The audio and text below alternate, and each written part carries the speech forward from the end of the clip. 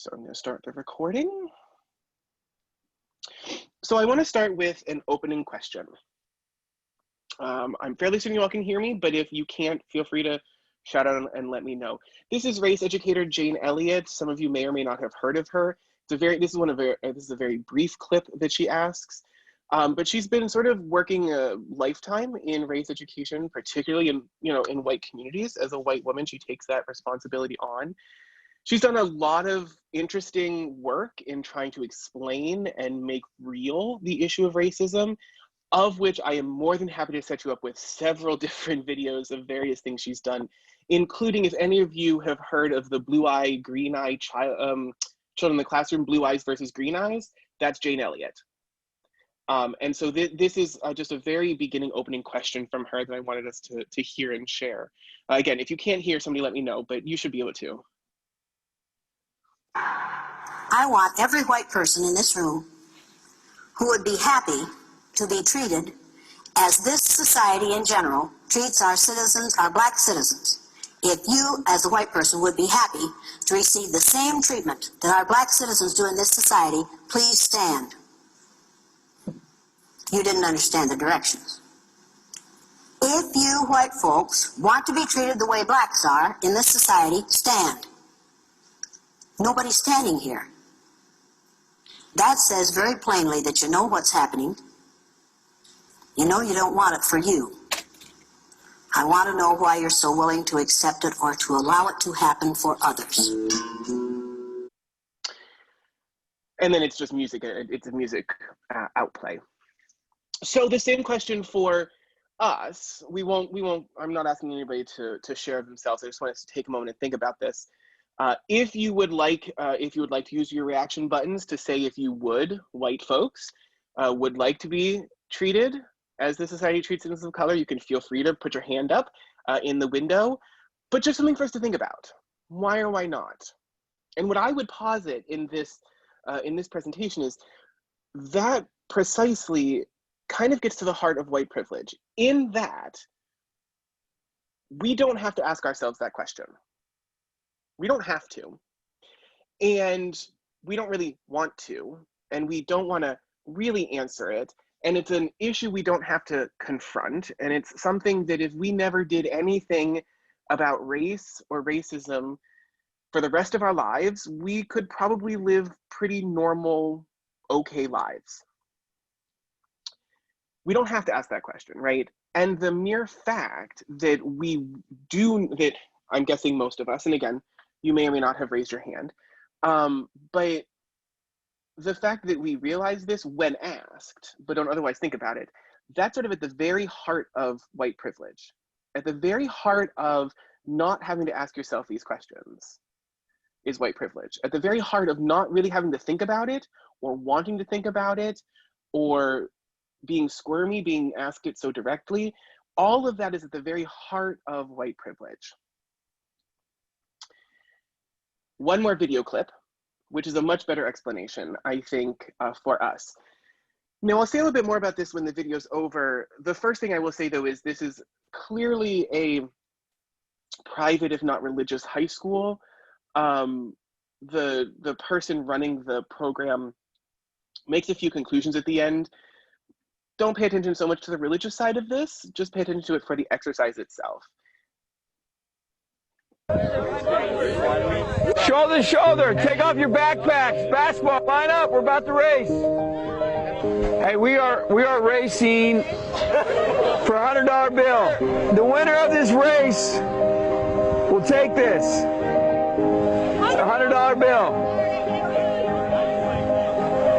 Before I say go, I'm gonna make a couple statements. If those statements apply to you, I want you to take 2 steps forward. If those statements don't apply to you, I want you to stay right where you're at. Take 2 steps forward if both of your parents are still married. Take 2 steps forward if you grew up with a father figure in the home. Take 2 steps forward if you had access to a private education. Take 2 steps forward if you had access to a free tutor growing up.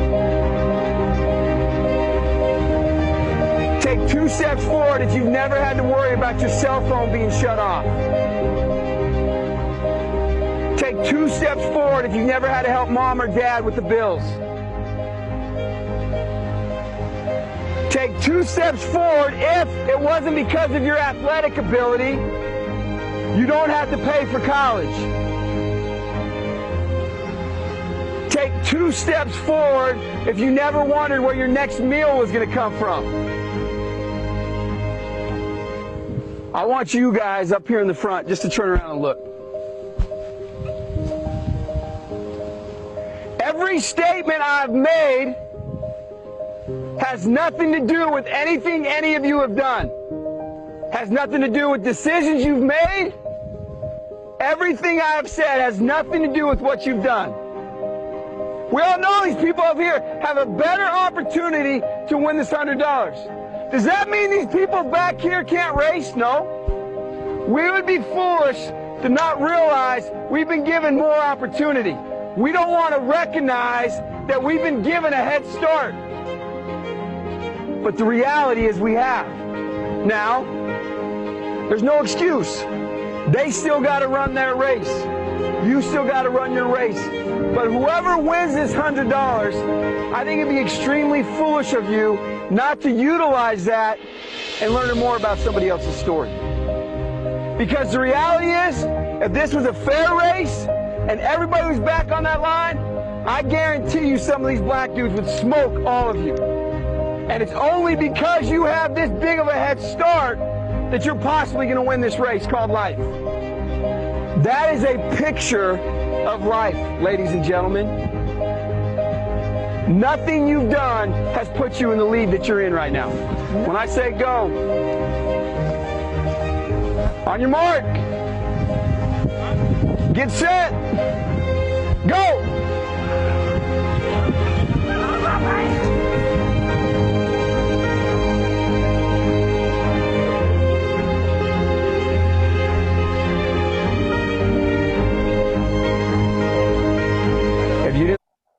So, I'm cutting out the prayer at the end. It was particularly evangelical. But the point is there.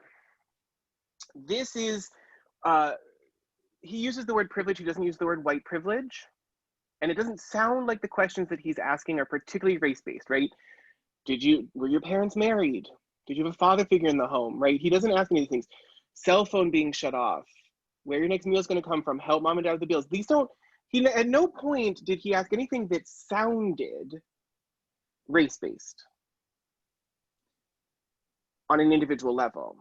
But systemically speaking, these are things that we see are systemically racial issues, right?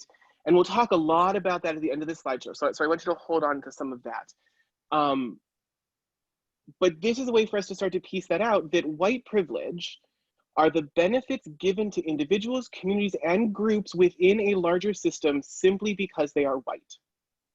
The marital status of your parents, the likelihood that your father figure is in the home, your ability to pay for things, the likelihood that both of your parents went to college and therefore college is an important thing on your radar and something that's possible. All of these are systemically white privilege issues. Calling it out is not racism. Calling it out is saying this shouldn't systemically be based on race, right? It will always be the case. And if you noticed in this, there were plenty of people at all stages, right? It wasn't all the white kids at the same point and all the black kids at one point. It was sort of a wide variety of things. And yes, on any given individual issue, you personally, individually, may or may not have that same privilege, right? You may have not grown up with both parents married and in the home. You may or may not have been able to afford college on your own. You may or may not have been able to know where your next meal is going to come from. But systemically speaking, most, if not all of the white students there were ahead of the students of color, wherever it was. And the idea that on that list, not only did they not sound racist, race-based, they also were not things that those students had done, right? And that's what we get to. We can talk about how, yes, people of all races work very hard for the grades they get, to get into the schools that they want to get into, to get the jobs they want to get, on an individual basis.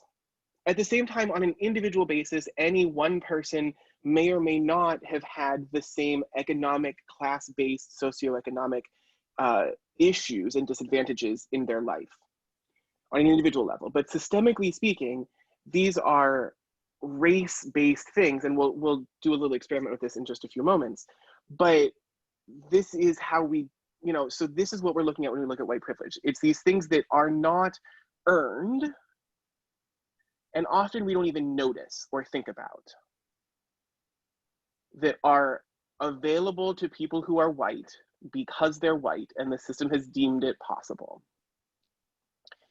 Or because of race and the way the system works, there's sort of all of this we bring with us into the present moment that is not available to others.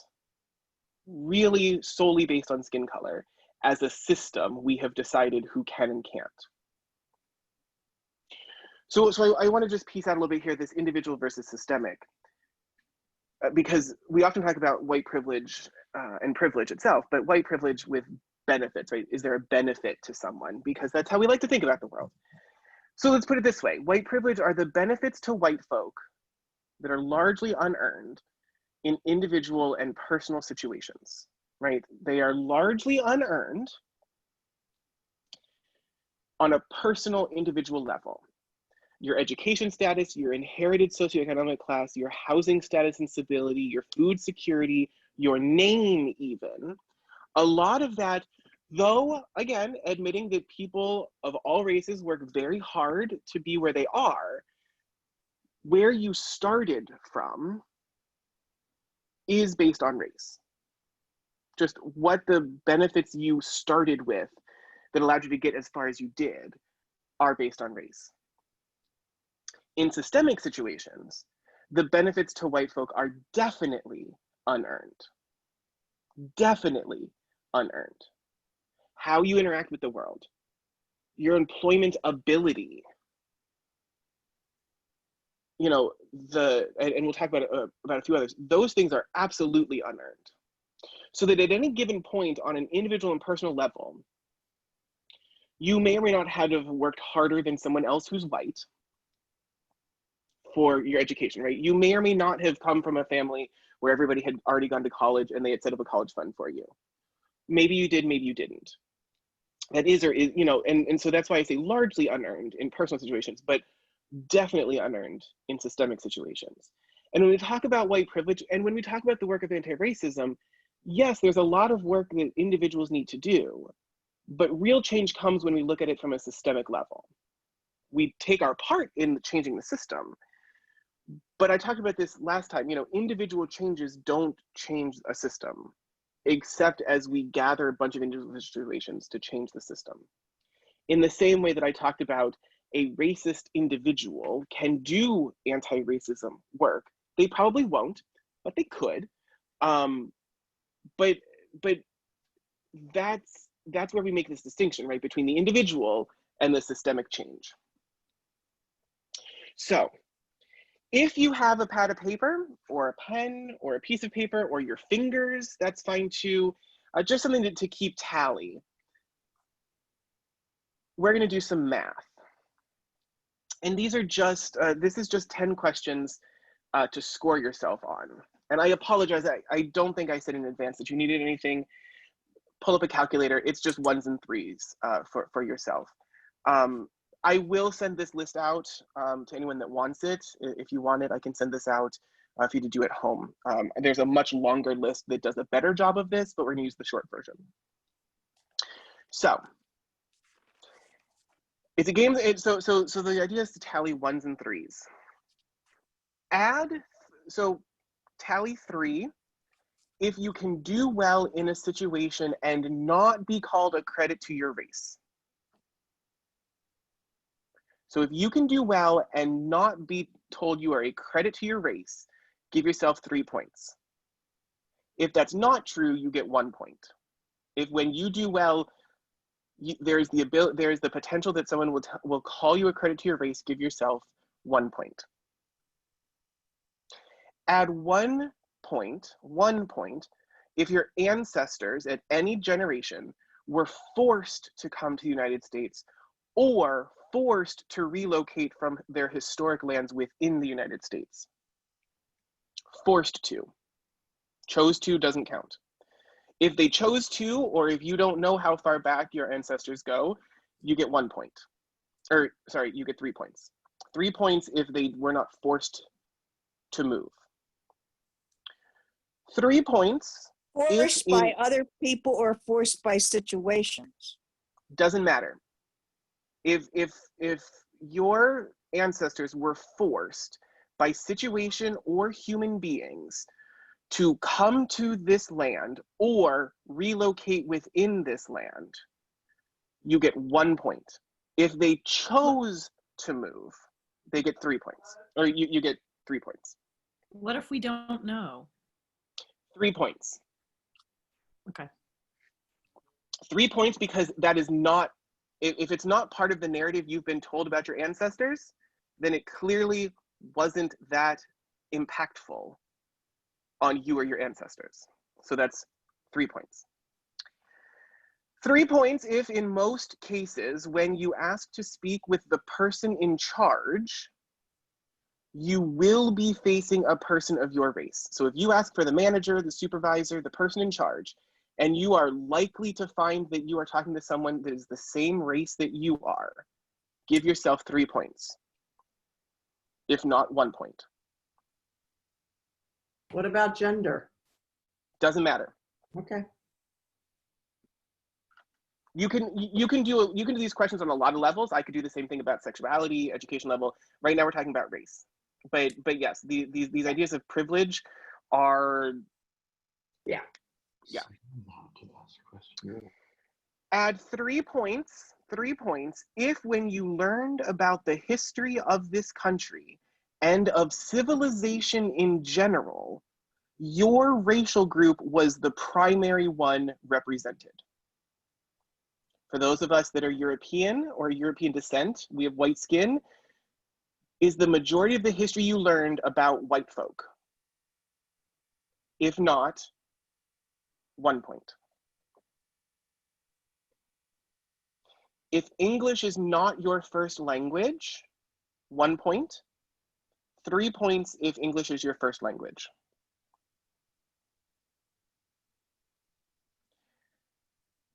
Three points if you can be pretty sure that you will not be hassled by store security while shopping.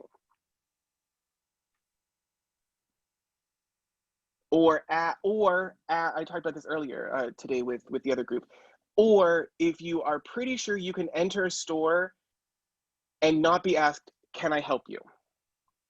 Within the first few steps. And so if you think that you cannot be hassled by store security or store employees, not be hassled, 3 points. Hassled, 1 point. And by hassled, these are things like, can I help you? No, thank you. And they don't stand at the end of every aisle you're in. Oh. As you shop through the store, right? So it says store security, but it could be any of these issues. Can you shop without being hassled? What number is that? 3 if you are not hassled, 1 if you are. But in current terms of the questions, what number is that one? That was number 6. Okay. 3 if you were hassled, 1 if not. Correct. Okay. Add 3 Look the other points. way around. No, she got it right. If you are hassled, if you are not hassled, 3 points. If you are hassled, 1 point. Okay. 3 points if when you use checks, credit cards, or cash, you can count on your skin color not to work against the appearance of financial reliability. Meaning that you can use a credit card without being asked for several forms of identification You can use big sums of cash in an exchange and not have people look at you askance. If that's possible, 3 points. If that's not possible, 1 point. And this isn't, you know, we don't have to think about 100% of the situation, but just the majority of the time. Add 1 point. 1 point. If in a work situation, you were the lead of a project team and going to meet with a client who didn't know you,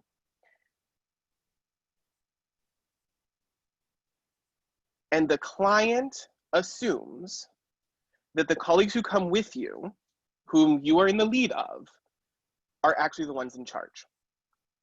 1 point if you have been in charge, meeting with a client who's never met you, and they assume the people who are with you are in charge and not you. 1 point.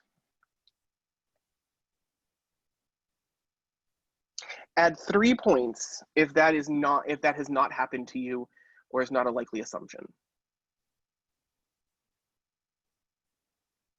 Esther, can you just say the first one again? Sorry. First one Add is in 3 question points. number Add 3 1. points. No, I'm sorry. Add 3 points if for this question number 7. No. 1 point if you have been the lead on a work project. Right. And when you meet with a client, they assume that the workers who show up with you, whom you're in charge of because you're the lead, are actually the ones in charge. Particularly if it's based on race, but we can see this on a number of levels. But that's 1 point. But if that has not happened to you and is not an assumption that you can make. So if this hasn't happened to you, assume, then it's 3 points. If that has not happened to you, 3 points. Okay. Thank you. 3 points if you can be pulled over in your car and you A, do not fear for your life, or B, feel the need to keep both hands on the wheel until told otherwise, or C, are sure or pretty sure that you were not actually pulled over simply because of the color of your skin. That's 3 points if that has not happened to you. If when you are pulled over, it's because you did something wrong. 1 point if when you're pulled over, you have either feared for your life or the life of someone in the car, felt the need to keep your hands on the wheel until told otherwise, whether or not that's the law, felt the need to, or thought that it was because of the color of your skin. That's 1 point.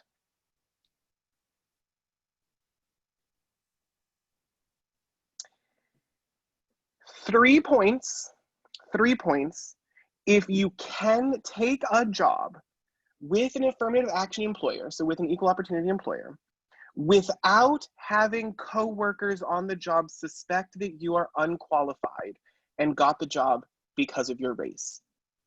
So if you can get a job basically anywhere, but particularly in affirmative action and equal opportunity situations, and not have someone assume you got it because of your race, that's 3 points.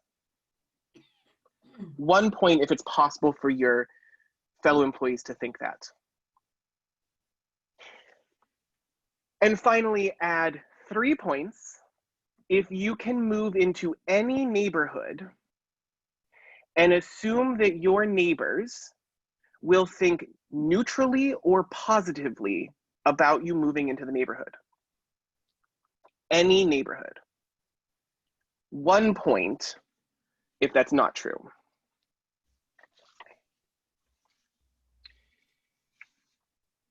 Give yourselves a quick tally. Yes. Number 4, I'm sorry, I missed. Number 4, 3 points if when you learned about the history of the country in which you live, or history in general, people of your race were the primary ones you learned about. Okay, gotcha. 1 point if they were a side note or an addendum. Thank you.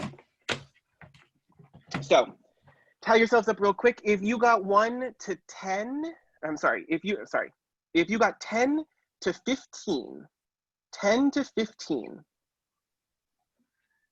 many obstacles are in place in the United States to interfere with you getting the things that you are required to have what we consider a good life. If you have 16 to 20, there are some obstacles that are put in place to interfere with you succeeding and having a good life in the United States, as the United States society. If you have 21 to 25, there are some resources that are offered to you to support you to get the things to have a good life. There are opportunities and things offered. And finally, if you have 26 or more, many resources are offered to you, whether or not you want them, need them, or have to ask for them to support you in succeeding in life and having a good life. This entire experiment really doesn't come down to exactly how many you have on any of these points. It's the idea for us to realize some of these ways and things and levels, all of these things that I named are privilege. And yes, as was pointed out, some of them could be about race, gender, sexual orientation, education status, socioeconomic status.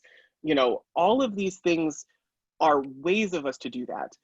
But at the very root in this country, we can see, as we're talking about here, that race plays a significant proportion in all of these questions. Some of these are more or less applicable to gender or sexual orientation or education status or socioeconomic status. All of these things are applicable to race. Because of your race, you are or are not afforded things. Beyond your control, didn't ask for it, didn't think about it, weren't consulted about it. If you were given your opinion, you might not agree to accept them, but they're offered to you at all, or possible, largely based on race. So really this experiment was just to sort of own some of those for ourselves and realize some of these things. What your actual score was, doesn't matter, you don't have to turn in your score sheet or even tell anybody. So, we hit the pie of white privilege. This goes back to our conversation about economy and this idea of this exchange rate that we have, right? Privilege based on oppression of others is unearned and not requested, but it exists in our country anyway. The fact that white people start out further ahead than people of color on a systemic level is true, even though, frankly, we didn't earn it, we didn't ask for it, we don't necessarily support it on every level, but it's there anyway. People with privilege, in this case, talking about white privilege, people with white privilege are often so used to it, we are often so used to it, that we do not recognize it as a privilege. It's just the way of life. It's just how it works. That's just the society we live in. That's just how things are, right? All of that sort of comes out. That shows the white privilege on a systemic level, right? That we are able to say, well, that's just the way it is. I didn't ask for it, but that's the way it is. It's still a privilege. Although unearned from the beginning, when these benefits and privileges are removed, the people who have received them often feel that something unjust has occurred. I've given something up. You've asked me to do something I didn't want to do. You took something away that was mine. Even though, in a lot of these cases, it's unearned. And we can see that on various things, right? That's the idea of affirmative action, right? That's the feedback on affirmative action. You've taken away places from white children in order to give to a marginalized group. And wouldn't it be more fair if everyone was just based on their abilities, right? So if we just look at this on a score sheet, if we just gave everybody the same score sheet and didn't look at their race, then that would be fair.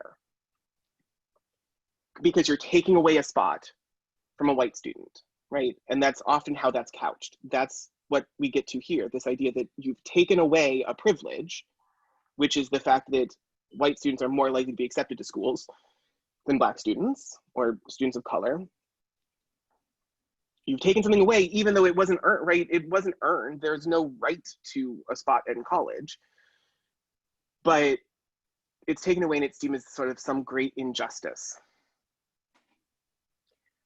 So unlearning oppression, unlearning race, and here oppression, racism, you know, all of these things, it means understanding where the unearned privileges come from.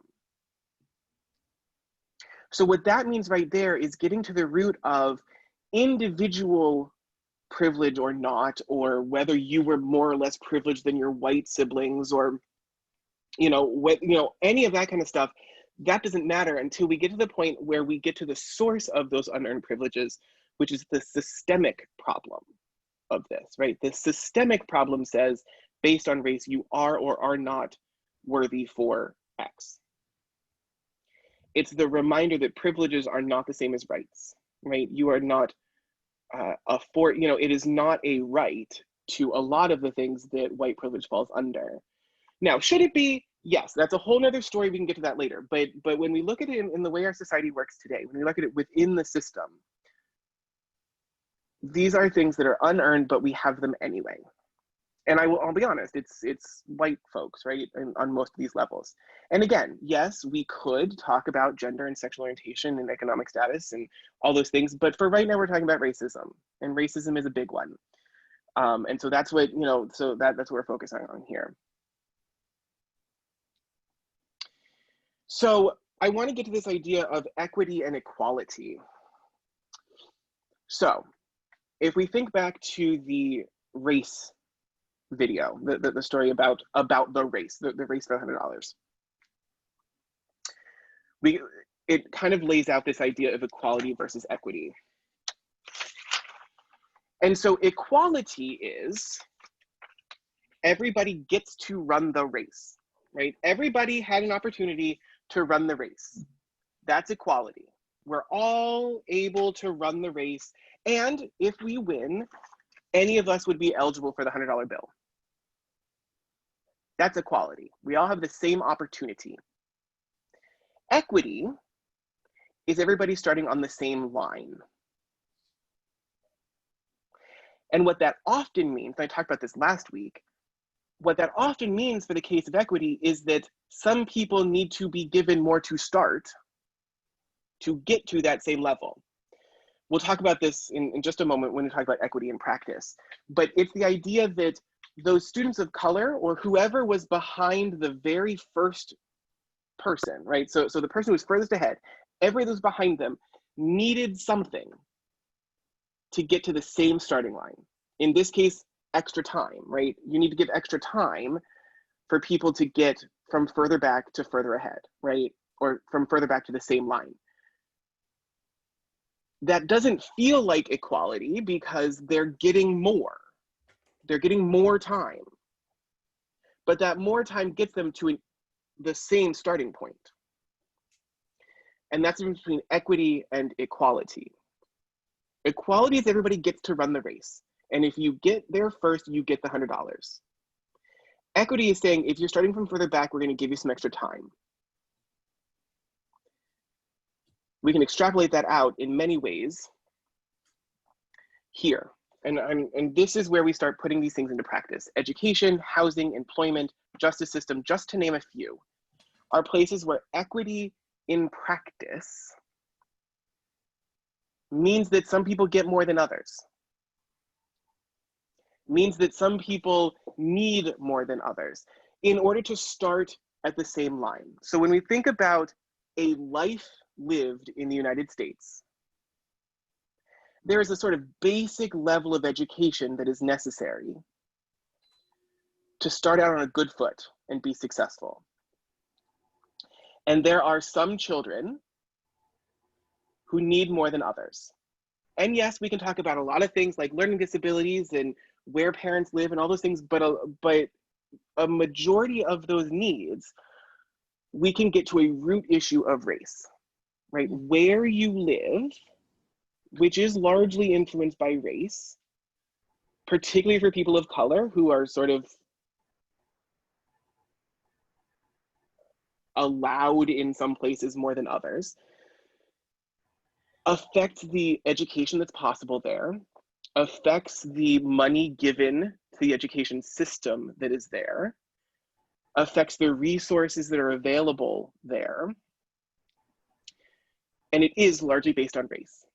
In the state of Pennsylvania, there is a direct correlation by the statistics, whether written or not, whether policy or not, there is a direct correlation between the proportion of students of color and funding for public education.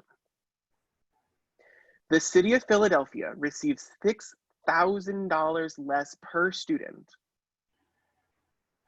but has the highest number of students of color, and arguably the most need for the support systems that that money goes to. So yes, there are brilliant students of all races. This is not saying that there are, based on race, there are people more or less academically able. But the very grounding of the ability to assume that every person is starting kindergarten, starting first grade with two parents at home who can read at a level to read you a story every night. And by able to read, I mean either literacy level or they're not working 3 jobs to survive. So they're actually home when you come home at night to read you a book. And the connection between literacy and success in education is there. But it starts with being read to as a child, right? We've seen all these studies. And that, having someone to read to you at night, there is a discrepancy in race. Because of all these other things, housing, employment, justice system, that you have 2 people at home, or even 1 person at home that is there and able to read to you, that you have access to a book to read, right? All of these things we can see are these sort of foundational things, right? Why is it that Lower Merion School District can afford to give all of their students an iPad or a computer, whatever they're giving them now? And in Philadelphia, when we shut down for COVID in March, students were told to sit in the parking lot if they don't have Wi-Fi at home. Because the city of Philadelphia is not given the same proportion to need of support. So there is not the money to spend to give the support system that is needed when every student in Lower Merion School District can go home and have Wi-Fi, or go to grandma's house and have Wi-Fi. Someone in the family has Wi-Fi. In the city of Philadelphia, there are significant proportions of our students that live in homes that do not have steady and reliable internet access.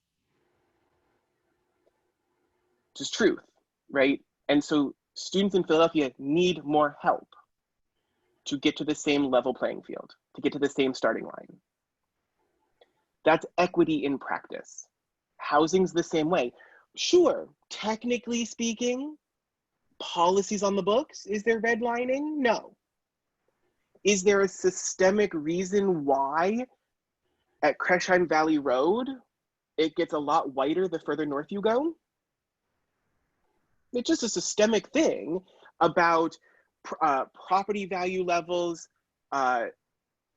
what houses a realtor will show you, what houses you will be able to afford, what mortgage, if you can get a mortgage, at what rate you can, at what interest rate you can get that mortgage, your ability to pay back that mortgage, the ability, as we talked about in the list, for your neighbors not to look askance at how you could possibly afford that house. Those are the systemic issues where some people need a little more. They need a little help. And believe me, I fully understand. Mortgages are expensive for everybody across the board, no matter your race. And we all could use a little help. But that there are some people that are not even able to get a mortgage because of the color of their skin, or to not be shown certain houses by realtors because of the color of their skin, means that some people need a little help. And that's what we're talking about here. That these are systemic issues where we see privilege and our need to overcome them. Employment is the same thing. I know I talked about this last week, and I will find that there's a video of the experiment they did, but they sent the same resume, exactly the same word for word, the same resume to the same company, arriving at the same time. They were delivered in the same hand. One that had a stereotypically white male name on it, and one that had a stereotypically black male name on it. And without a doubt, the white male was hired more often, and significantly more often, than the one with the stereotypically Black name on it, even though it was the exact same CV to the exact same company for the exact same position at the exact same time. It just was. That's the systemic issues of employment. Those are the systemic issues at hand. It's no individual's fault that you did or didn't get that job, right? That's not how that works. It's that consideration for the position, if I have to look at two things, society has told me one of these does or doesn't deserve a little more consideration. The quote justice system that is in this country, the for-profit prison pipeline of mass incarceration that disproportionately imprisons and also, frankly, even finds and pursues people of color more than white people for the same crimes, is one of those places where equity is necessary. Equity is necessary. Now, fair enough, equal protection under the law, we're all there, it's on the Supreme Court building, fair enough. But that law is not applied equitably. It's not even really applied equally, but it's certainly not applied equitably. Meaning, and this is one where we can really see the systemic issues. For the same non-violent crimes, particularly drug-related, but non-violent crimes, there's really no distinction between race on who's more likely to commit them. Except, the statistics would say that people of color are far more likely to be in possession of or have illicit intent for drugs. And let's use drugs because that's a big one, right? The war on drugs is really the war on people of color. Well, fair enough. You can find statistics that say that. But the system in which we live perpetuates that we should probably follow those people of color more often than we want to follow that white person, right? That the system in which we live tells us and has already put the lens on before we've even sought out the statistics. So it becomes a self-fulfilling prophecy, right? If we think that people of color are more, and the thing is, you can see these early on, right? So when we think about in the 30s, when marijuana came into the country, or at least was first being talked about in the country, it was sort of that Mexican problem, right? It was all about those immigrants bringing it in with them, right? It was this seeping in. It was more likely for those jazz musicians in New Orleans to be smoking pot than it was for, and what they were doing with that was to, they were really sort of wooing white people into doing to doing all these illegal things. And we can see the intentional propaganda in the 30s to begin these stories. So that by the time we get to the 80s, we have these stories where people of color are far more likely to have drugs and to be selling them to your children and to be using them to convert your white, your white friends and get them hooked. So that when we start this war on drugs, we look to people of color more frequently than white people for those drugs, and it becomes a self-fulfilling prophecy. I like to tell the story that I did my internship in Dublin, Ohio. The middle of nowhere, there was farm country on 3 sides and the northwest corner of Columbus at the very tippy tip of the other corner. Mostly white.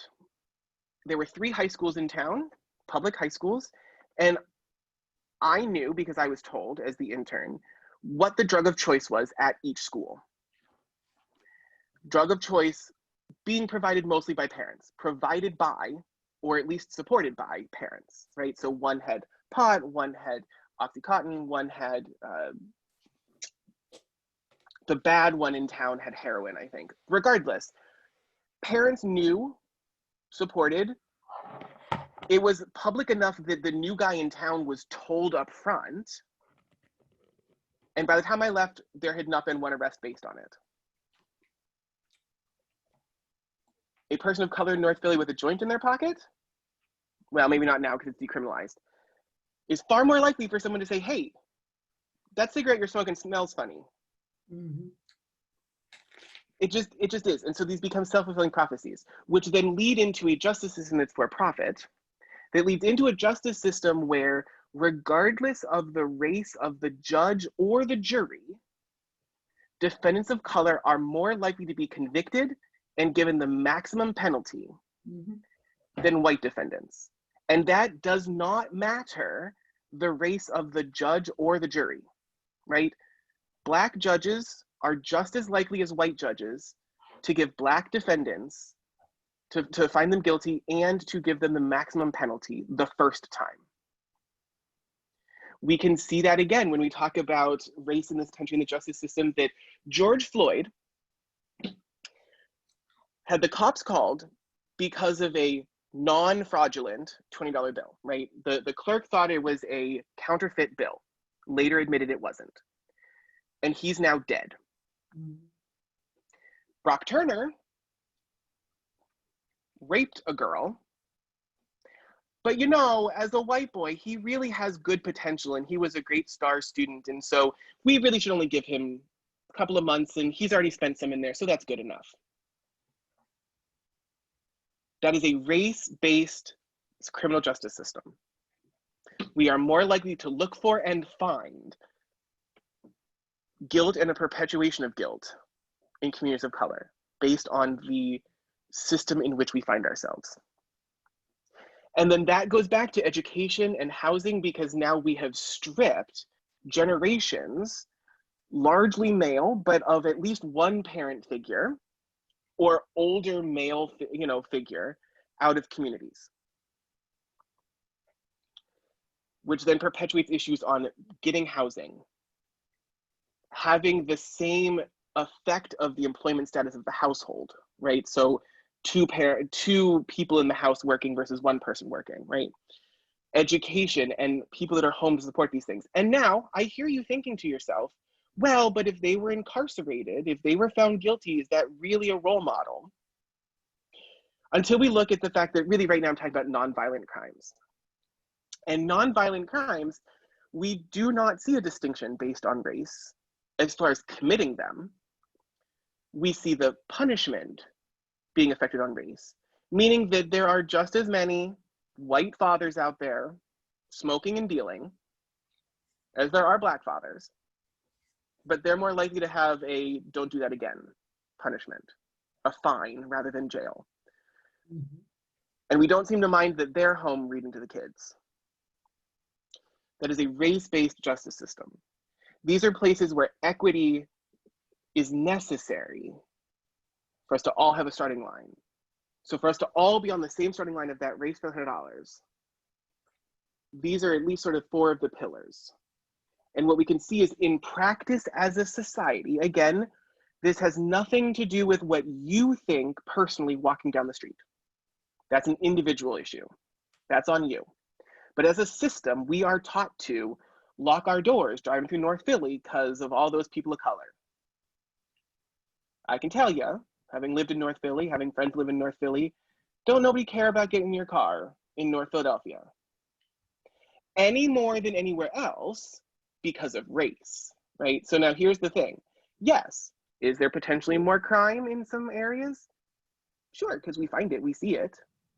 But it's not that it's your race that has anything to do with it or their race has anything to do with it, right? And so these are all those things that we are taught by the system that then color how we actually actively participate within that system. And so the point of this, and I apologize, it was a little more lecture-y, but I wanted to be sure that we got through this.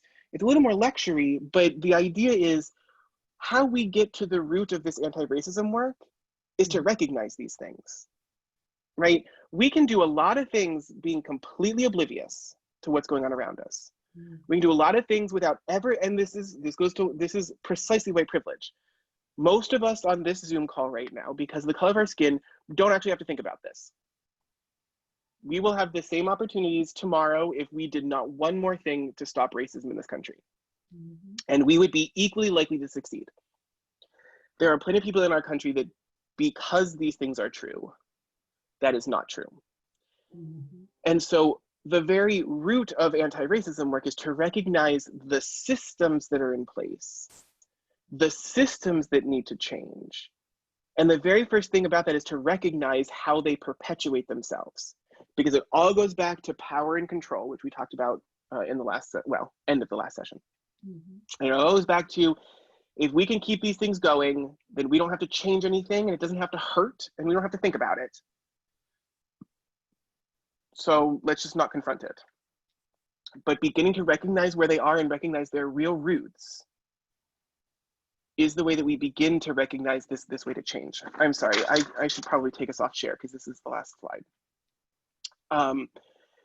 So this is what we so this is what we're doing with this. The point of this whole this whole session today is for us to really look at these roots of the cause, so that we can recognize how they perpetuate themselves and how we do or don't actively participate in them. And that's really what we're getting to today. So I realize I ran over. I apologize. It was a full one today. But are there questions, comments, concerns, things you want us to be talking about in the future? We will start unpacking next week some more. So we started with this sort of equity in practice. Next week, we're really going to get into sort of the governmental, systemic, societal issues around this, right? We'll be talking a lot about sort of what are some of these, what do some of these things look like in practice? And what are some things being done or that should be done to sort of dismantle them? But are there questions, concerns, disagreements? Yeah, Mary. No, I just have a question. I did order the book. It should be coming tomorrow. I know we didn't have to order the book, but are you going by chapter? I would like to read something to be prepared. I know we don't have to, but I'd like to. What would you suggest for next week? So what I said last week, sort of at the very beginning, I think as people were coming in, is I stole the title, and I think it's a great book. I'm drawing on a bunch of other stuff too, so there really isn't a read ahead. I mean, but I think that's but I would say that book is a good primer. It's a very accessible book, right? So it is not on my table anymore. Where'd it go? I had it. It's here. Oh, here it is. Too many books on too little of a desk. So this is the book we're talking about. So you want to talk about race? It comes with some great questions in the back for each chapter. I think this is a very accessible book for why are we starting to do this? Why do we have to do this? How do we get started having these conversations? I think it's a great title of the book. I stole the title, lovingly borrowed, without permission, and then augmented it with a whole bunch of other stuff. And so it's it's not really like we're going chapter by chapter or anything like that. Mm-hmm. Good. Anybody else? Nope, it's good. Wonderful. Well, I thank you all, and I thank you all for sticking with it. It's good to see. I think we had everybody back this week that was here last week, so nobody ran a scared. As we go, there will be more and more for us to do. Next week, Mary, though, thinking ahead, good point. Next week, in the email that I will send out, there will be a brief YouTube clip. It's 20 minutes. It's a TED Talk, so it's 20 minutes. But given the fact that we've gone over every week, I'm going to send it out in advance. You won't necessarily have to have watched it, but it will help a little bit. Okay. But I'll send out that link. Like I said, it's a 20-minute video. It's just a little long if we're trying to keep ourselves to an hour of conversation, knowing that there's plenty of people that have to be other places on Monday night. So thank you all very much. And if at any point these things bring up questions for you, concerns for you, you want to have a more private conversation on this stuff, feel free to reach out. I am more than happy to keep having these conversations. If you're not comfortable in a big group like this, reach out and we will be able to have those conversations. Perhaps I will have other resources I can offer. I know we're sort of a little scant on resources as we go through this because we're trying to get through a lot of stuff in a short amount of time, but there's plenty of resources out there. So if you have needs, please let me know. Otherwise, everybody have a good evening. Council members, I'll see you tomorrow. Those that come to Bible study, I'll see you Wednesday. Scarboroughs, I'll see you Thursday. And otherwise, I will see you Sunday. So plenty of stuff going on this week. I will see you all. Take care. Thank you. Bye-bye.